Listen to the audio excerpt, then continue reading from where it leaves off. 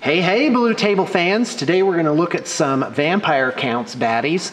By the way, Vampire Counts is one of the races in Games Workshop's Warhammer Fantasy game of fantasy battles. This, what you see before you, is a Terrorgeist, and this particular kit, it's a plastic kit. Whoa, that's Spinny's in high form today. Is a kit that actually makes two things. It makes this, the Terrorgeist. It also makes the stench of death, the beating of putrid wing, blah, zombie dragon! Oh, zombie dragon, run! Is a zombie dragon, so that's the other thing that it makes. So you get quite a bit in this kit. You could conceivably make a standing vampire lord. You need to repose the feet quite a bit there.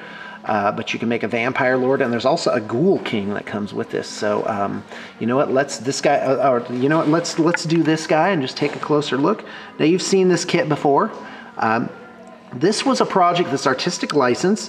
We give a discount on your painting, but we get to pick how it's painted. However, now see, I raised your hopes, and now I'm just going to crush them. Which is we are no longer doing artistic license. That is gone. You just have to tell us what is it that you want us to do with your project. So let's just take a closer look at this guy. So the green's a little more subtle on this than one of the other ones that we've seen, but you still have this this raw muscle in there, and also bone. Whenever you're painting a figure, you got to watch your contrasts, and you don't necessarily want your contrasts to be very strong. So first off, you can have contrasting colors. Red and green, for example, is one of those. But in this case, you don't have like pure green, pure red. You have kind of this bricky, dried blood kind of red, and then you have this paler green. You also want light-dark contrast, so you don't want your model to be all the same value. That means if something is all the same value, it means that if it is black and white, that if a black and white picture were taken of it, there wouldn't be very much contrast. So I guess light and dark contrast could be called light and dark contrast. I don't know why I did it that way. All right, so here's this guy. Just take a little closer look at him. You also want to watch warm-cold contrast. So on these models, where's the cold? There's not a lot. The gray, even the gray is almost warm on these guys. In fact, let me just pull back. Just look at that. It's a very warm figure. So contrasting colors or complementing colors, warm, cold, and light, dark.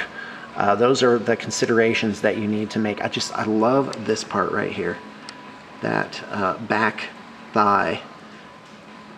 Yeah, there it is. All right, let's go ahead and pull back there.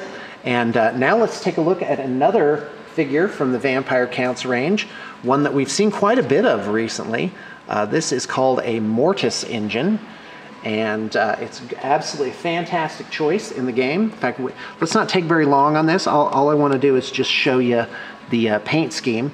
So here you have a very warm green, and you get a warm green by mixing it with yellow. So to get a light green that's warm, you mix it with yellow. To get a light green that's cold, you mix it with white. So that's the difference. Oddly, you don't mix red with white, because then you get pink. So just a little tip there.